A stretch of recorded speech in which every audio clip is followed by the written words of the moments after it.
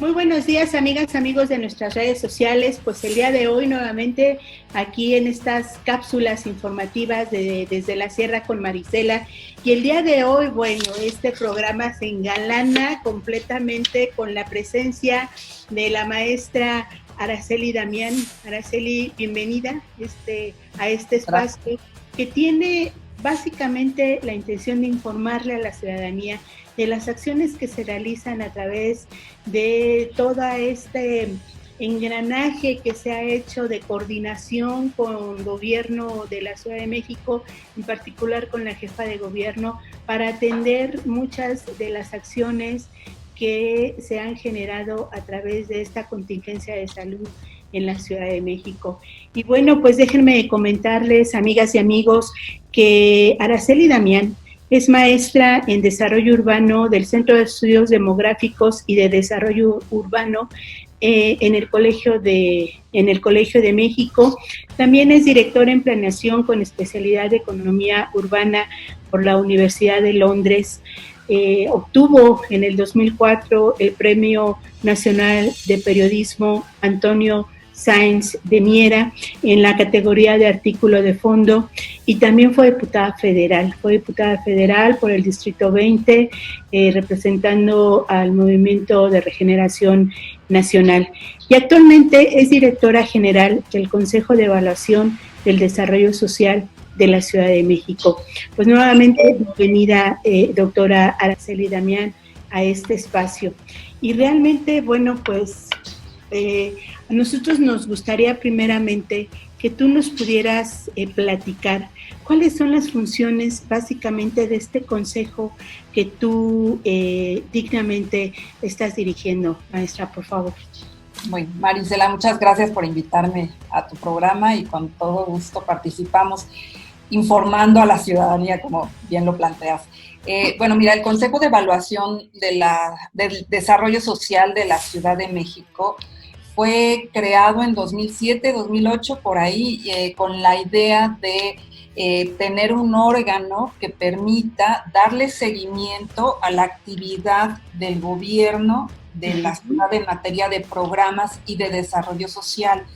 Como bien lo plantea el nombre, es el Consejo de Evaluación de Desarrollo Social, que nos pone en cierta diferencia, por ejemplo, con el Coneval, que es más o menos como el órgano paralelo al Consejo Nacional de Evaluación, el Coneval, pero el Coneval únicamente evalúa la política social, porque así se llama, Consejo Nacional de Evaluación de la Política Social, nosotros del Desarrollo Social. Entonces, además de poder analizar el impacto de los programas sociales en el bienestar de la población, nosotros hemos entrado a otras áreas, como por ejemplo evaluación en temas de movilidad, de agua, de vivienda, etcétera. Ese es un tema, evaluar la política de desarrollo social en su conjunto, también inclusive medio ambiente podemos entrar. Y el otro tema que también es muy importante es el de la medición de la pobreza. Somos el único órgano local a nivel de todo el país que tiene la atribución de poder medir la pobreza y la desigualdad. Y eso nos ha permitido diferenciarnos también con el Coneval, porque el Coneval tiene umbrales de satisfacción que no se ajustan a la realidad de la ciudad, por decir algo.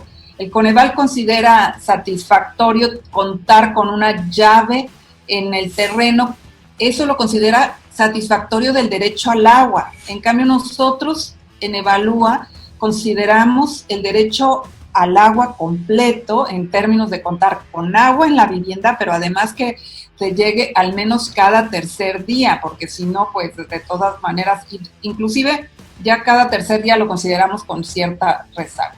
Y finalmente tenemos la atribución de hacer cada año un documento relacionado con diferentes aspectos de la cuestión social.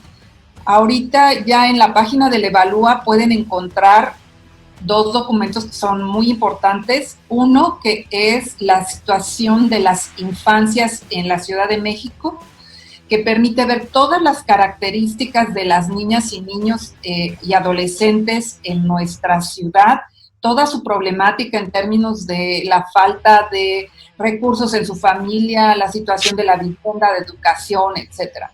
Y también estamos subiendo paulatinamente el diagnóstico de la ciudad, de cómo la recibimos, y que esperamos que esto lo repitamos en algunos años para que mostremos cómo la estamos entregando.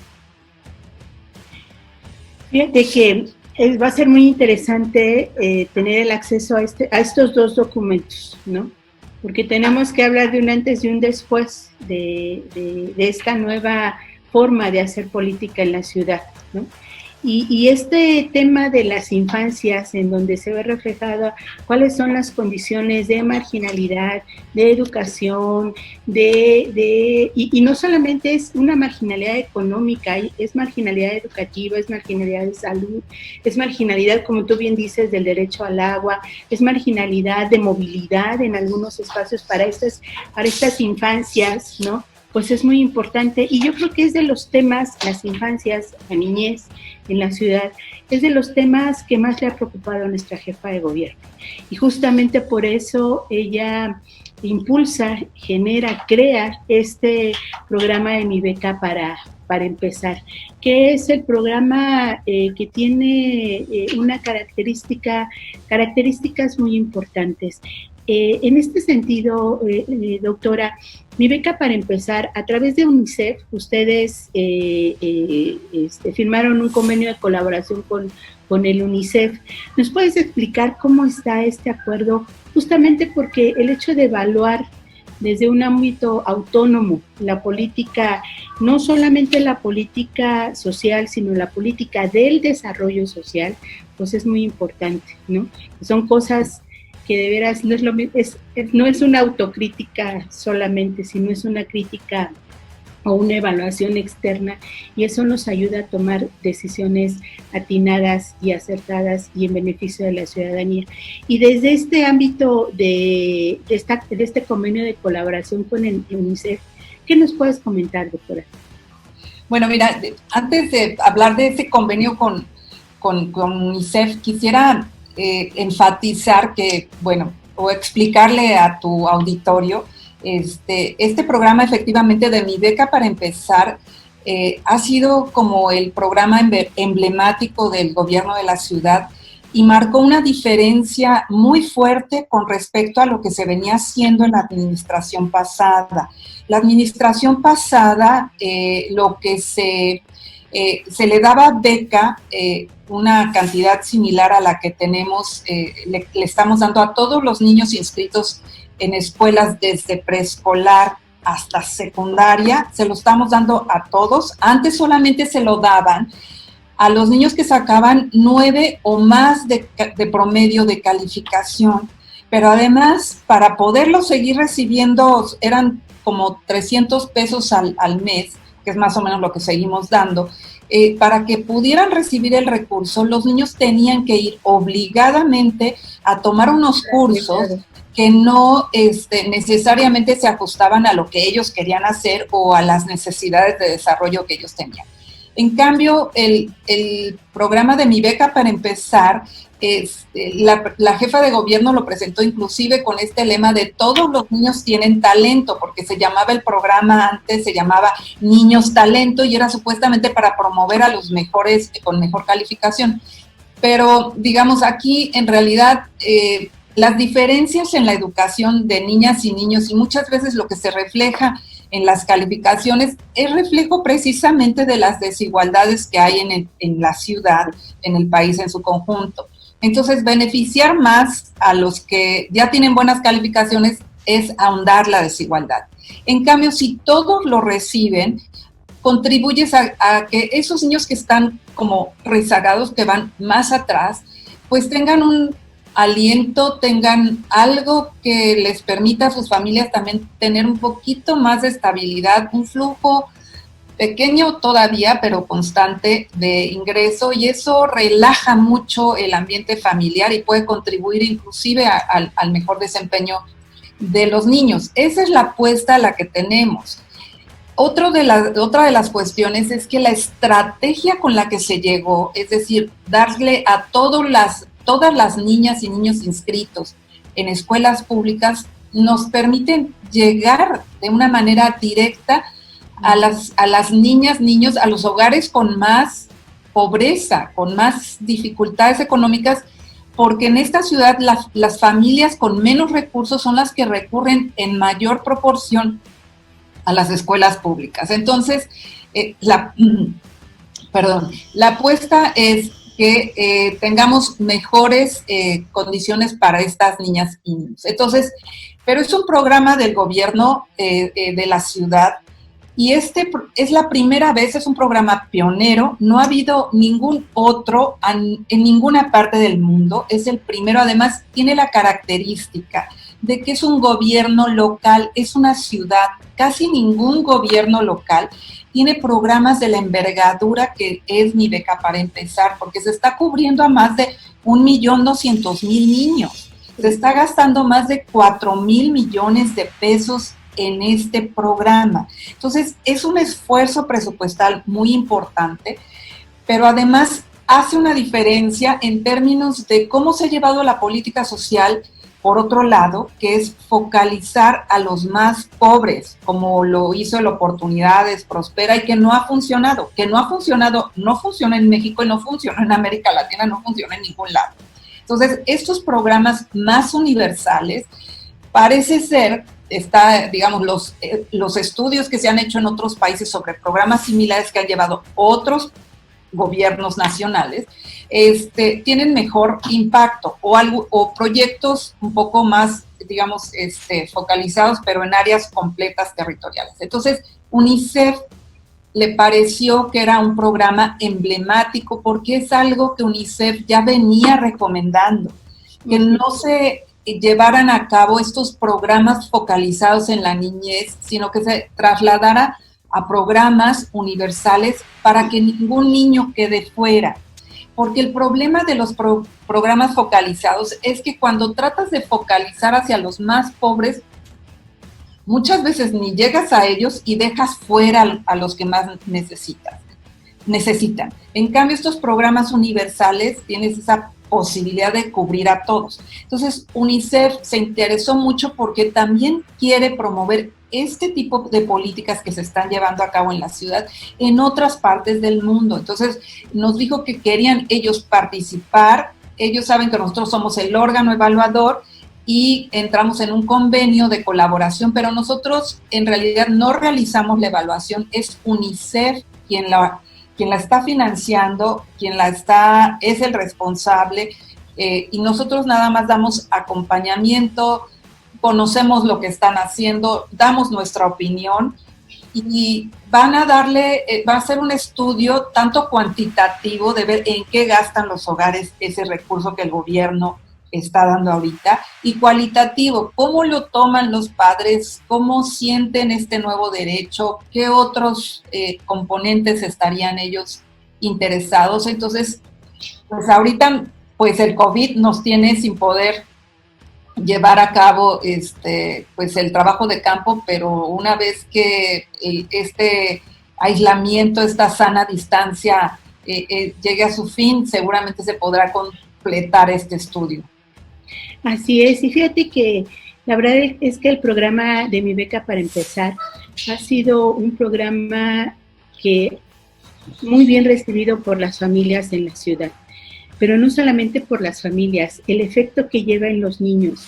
Fíjate que yo he tenido oportunidad, ¿no?, en la zona donde yo soy representante local, que es la Sierra de Santa Catarina, platicar con algunas niñas y niños con relación a esta beca, y la verdad ellos se sienten incluidos, se sienten reconocidos como personas con derechos, porque al final de cuentas yo creo que esa es la parte que nos debe de quedar muy claro, que todos somos objetos de derechos, ¿no? Y ellos lo están reconociendo de tal manera que se esfuerzan por ir a la escuela, por no perder, dicen ellos, es que yo no quiero perder mi beca. No la vas a perder, al final de cuentas es un derecho que tú tienes, ¿no?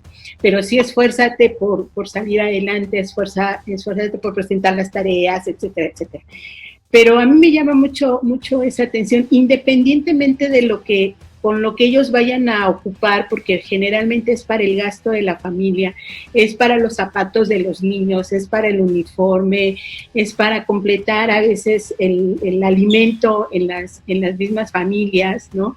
Es esa parte que los jóvenes, los niños, ya tienen conciencia o van teniendo esa conciencia de que es un derecho, la educación es un derecho para ellos, con todo lo que implica, con escuelas bonitas, con maestros capacitados, con la posibilidad de asistir sin tener el problema de que no hay recurso y se truncan sus estudios, ¿no? Entonces, la verdad es que yo creo que sí está impactando. Y esto tiene que ver mucho con algo que se ha estado manejando desde esta nueva Constitución de la Ciudad de México, ¿no? Que es justamente el llamado mínimo vital. Pero para esto, pues esto tiene una historia, no nada más salió así como por obra y magia y alguien dijo, ay, hay que ponerla. No, esto tiene una historia y tú eres parte de esta historia, porque efectivamente cuando tú eras diputada federal, justamente presentaste una iniciativa para reformar el artículo 4º constitucional, ¿no? Y crear el derecho al ingreso ciudadano universal. ¿Nos puedes comentar de esta propuesta, de esta iniciativa que tú presentaste, doctora? Sí, mira, pues el tema del ingreso ciudadano universal es un tema que se viene discutiendo pues ya desde hace varias décadas a nivel internacional. De hecho, desde principios, como desde los años 30 del siglo pasado, ya había un planteamiento serios al respecto en términos de la necesidad de otorgar a todos los ciudadanos, a todas las personas, parte de la riqueza que se genera, digamos, esa riqueza que se privatiza.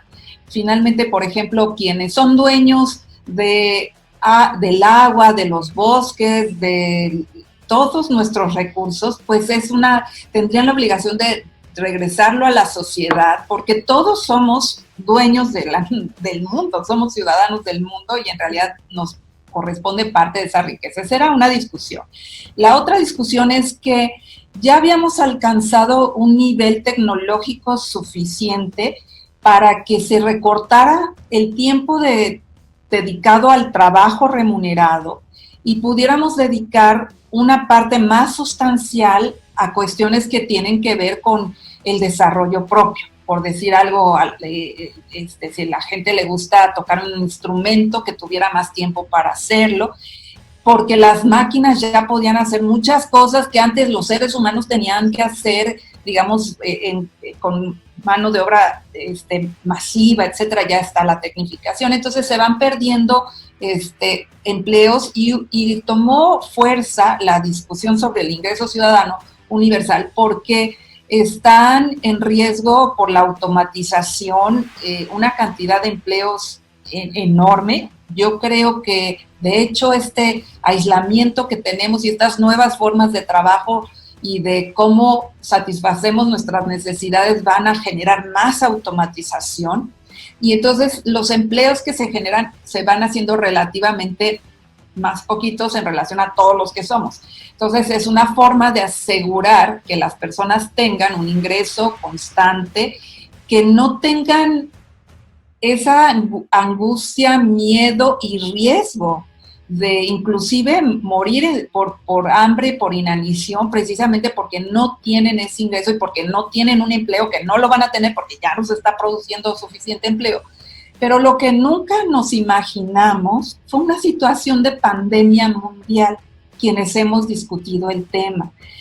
Este tema del ingreso ciudadano universal cobra fuerza en medio de esta pandemia, porque precisamente ahorita los gobiernos, la mayor preocupación, sobre todo los latinoamericanos y en África, en países árabes, donde no hay ese sistema de seguridad social tan estructurado y tanto financiamiento para los seguros de desempleo como hay en Europa o Estados Unidos, Canadá.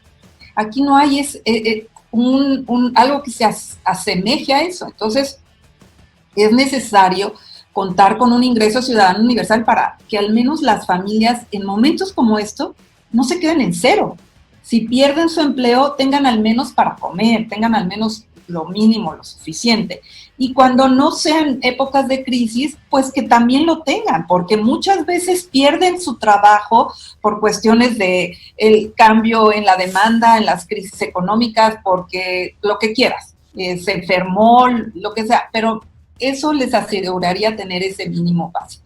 Entonces, la experiencia que nosotros teníamos en México fue el programa que ya hice referencia, que era el Oportunidades Prospera, que en realidad no funcionó, que se trató de focalizar a los más pobres de los más pobres. Lo que ocurrió fue que se administró la pobreza, se llevó a cabo por 20 años o más, y no funcionó. De hecho, el presidente Andrés Manuel López Obrador decidió cerrar ese programa. Se mantienen en las familias, como digo, las que ya estaban, se les sigue dando un apoyo, pero no redujo la pobreza. Entonces, cuando fui diputada, me pareció que era muy importante introducir en el artículo 4 constitucional, donde están ese tipo de derechos, el derecho al ingreso ciudadano universal. Y presenté esa iniciativa y tiene una estimación del costo. Creo que eso es muy importante porque ahorita la discusión es, ¿nos alcanza o no nos alcanza? ¿Para cuánto nos alcanza? ¿Se puede llevar a cabo o no se puede llevar a cabo? Sí se puede llevar a cabo. Es más eficiente que tener miles de programas. Elimina el clientelismo. Nadie puede condicionar al otro a darle ese recurso a cambio del voto, por ejemplo. Se reduce muchísimo la burocracia de un montón de programitas y además es muy transparente. El gobierno le deposita a la persona en una tarjeta su recurso, la gente hace lo que desee, lo que necesite, lo que requiera con ese recurso. Y pues más o menos, nosotros lo planteamos de manera progresiva a 20 años, empezando por diferentes grupos de edad. Y la apuesta era que en 20 años tuviéramos cubierta a toda la población, empezando con el primer quinquenio, con los grupos poblacionales que ya estaban cubiertos por los programas sociales e incluyendo algunos. Y después con los niños más pequeños, luego las mujeres y al último los hombres, en 20 años. Eso debe de crecer más o menos al 2-3% como veníamos creciendo, costaría 9% del Producto Interno Bruto. Si lo pusiéramos ahorita, en este momento, costaría alrededor del 15% del Producto Interno Bruto. Es una cantidad importante, pero, por ejemplo, países de América Latina gastan como 26% del Producto Interno Bruto en este tipo de, programas y ayudas sociales, ¿no? Entonces, de protección social. Entonces, pues ahí está, con esa idea también del ingreso ciudadano universal, es un poco que también lo discutimos en la época de transición con la jefa de gobierno. Identificamos también que los niños eran los que más carencia vivían, más pobreza padecen, paradójicamente, pero son los niños los que más pobreza, la mayor incidencia tienen de pobreza, y entonces también por eso es que surgió la idea de dar este programa de Mi Beca para empezar, centrándonos en la infancia, que es un poco como bajar de ese nivel del ingreso ciudadano universal para todos, pero entonces ahora sí yendo a la parte de la infancia. Y en materia, por ejemplo, del mínimo vital, pues efectivamente se propuso en la Constitución de la Ciudad de México. Tuve la oportunidad de ir a discusiones en ese momento sobre el tema, y había mucha resistencia de los partidos políticos, sobre todo de derecha. Tanto el PRI como el PAN, como el Movimiento Ciudadano estaba de acuerdo con esta iniciativa, pero era Morena quien realmente empujaba la idea. De hecho, querían que entrara como renta básica en la Constitución o ingreso ciudadano, y fueron precisamente los de oposición los que pidieron que se cambiara el término por mínimo vital, el cual queda un poco más en abstracto que es un concepto mucho más amplio, no es nada más el ingreso, ese es un tema muy importante, porque no es nada más que le dé a la gente el ingreso, sino que tengan salud, educación, vivienda. Entonces, el tema del mínimo vital es muchísimo más amplio que la iniciativa del ingreso ciudadano universal. Así es, yo creo que eso de mínimo, pues es mínimo que mínimo ingreso, mínima salud, mínimo qué, ¿no? Sí nos queda claro que Morena en el constituyente, a través de Tu Voz, ¿no? Tuvo una discusión muy importante en este tema. Y también, desgraciadamente no hay versiones estenográficas de estas discusiones que se daban, pero ahí quedaría evidenciada la postura que traía la derecha y que afortunadamente ahorita la jefa de gobierno lo retoma muy bien para dar atención universal a sectores prioritarios. Doctora, ¿tú crees que esta beca, para empezar, es el preámbulo de un ingreso ciudadano universal o un mínimo vital? ¿Es la pauta para eso que tú estás comentando que se planeó en 20 años? Porque evidentemente no puede ser de la noche a la mañana. O sea, ni una remodelación en nuestra casa la hacemos de la noche a la mañana. Lo pensamos, lo platicamos, se planea, se organiza, ¿no? Entonces, ¿sí se podría considerar eso o cuál es tu opinión? Pues mira, podría ser como una semilla, pero en realidad para que pueda realmente adquirir el carácter de un mínimo vital, o sea, si estamos hablando, yo diría que sería el óptimo vital, ¿no? Más que el mínimo, hablar de niveles óptimos de satisfacción. Claro. Pues es más alto que lo que se da ahorita en mi beca para empezar, que son 300 pesos para escolar, 330 para primaria y secundaria y 400 pesos para escuelas especiales, los CAMS. Pero, digamos, cuando hicimos la propuesta del ingreso ciudadano universal, jugamos con varios escenarios. Uno de ellos era precisamente cuánto costaría darle a los más pequeños, cuánto costaría darle a los menores de 3 años, de 3 a 16 años y cuánto a los adultos, ¿no? Entonces, estamos hablando que en 2016, o sea, ya pasaron 4 años, estábamos pensando que, por ejemplo, los niños de 0 a 3 años, o menores de 3 años, requerirían para ese mínimo, bueno, de hecho era la parte únicamente alimentaria para un mes, 800 pesos, por ejemplo. Entonces estamos hablando de que todavía tenemos esa diferencia como de 500 pesos, ¿no? Para los que ya están como en primaria y secundaria necesitarían 1,000 pesos, ¿no? Entonces estamos hablando también de una diferencia. Y ya para los adultos estábamos hablando de 1,760 pesos al mes. Entonces, pues sí, es un esfuerzo, digamos, presupuestario muy grande, pero yo creo que es posible, yo creo que se pueden pensar, o sea, tendría que haber como todo un acuerdo para, pues, por un lado, quienes tienen más recursos, los más ricos, tendrían que aceptar pagar más impuestos, que si te das cuenta, inmediatamente vienen estas crisis y lo primero que dicen es no pago impuestos. No pago impuestos, que me exenten lo de la nómina, que me exenten no sé qué, que ya no pague total. Pero bueno, digamos, estamos en época de crisis, tampoco lo podemos pedir porque sí hay situaciones muy graves y tenemos que fomentar la actividad económica, pero ya reponiéndonos de esta situación, se hizo una discusión que me parece que se debería de retomar, pero que la echaron abajo, sobre todo quienes tienen dinero, que es, por ejemplo, este impuesto de plusvalía que tiene que ver con esto, que pagan casi lo mismo las casas unifamiliares que los grandes edificios, inclusive en zonas de muchísimo lujo. Entonces, en Santa Fe, son edificios altísimos que pagan muy poquito de predial y sin embargo tienen todos los servicios, todas las comunicaciones, tienen todo. Y pagan lo mismo que que gente que no tiene casi nada, o sea, ¿no? Entonces, ese tipo de impuestos podría ser, en fin, también podríamos hacer un rediseño de la política social, en fin, pero es la semilla, nada más, no podríamos decir que ya es el mínimo vital. Pues yo creo que de eso se construyen los grandes sueños, ¿no?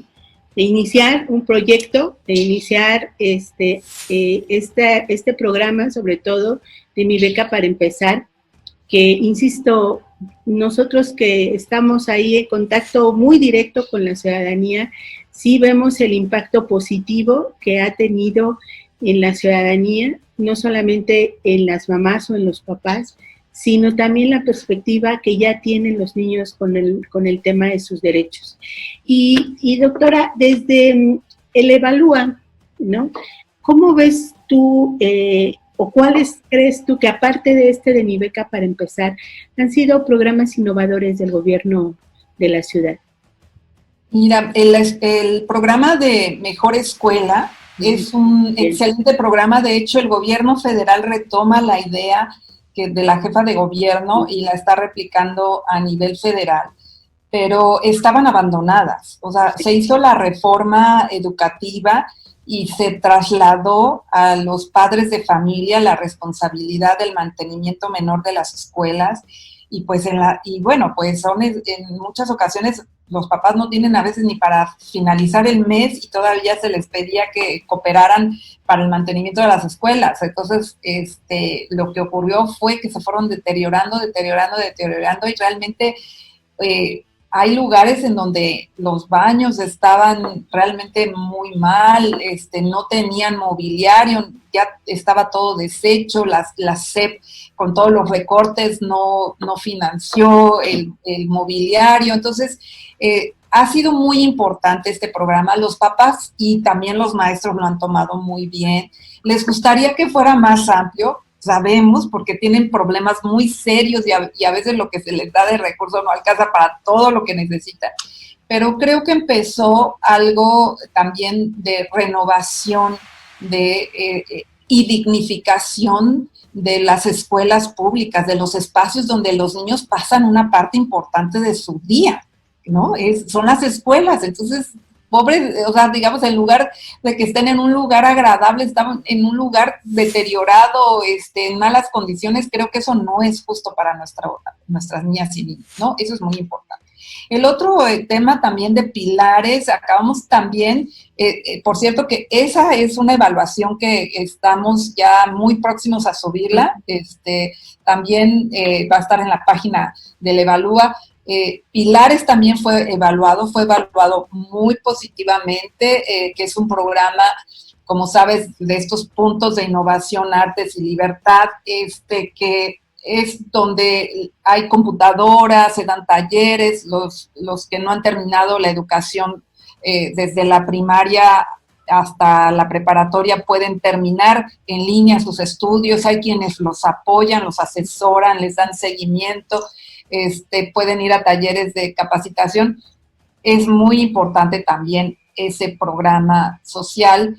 Y creo que también el otro tema que está muy enfocado también a la educación y a los niños es el cambio en el tipo de los programas de alimentación en las escuelas que se está ahorita pasando.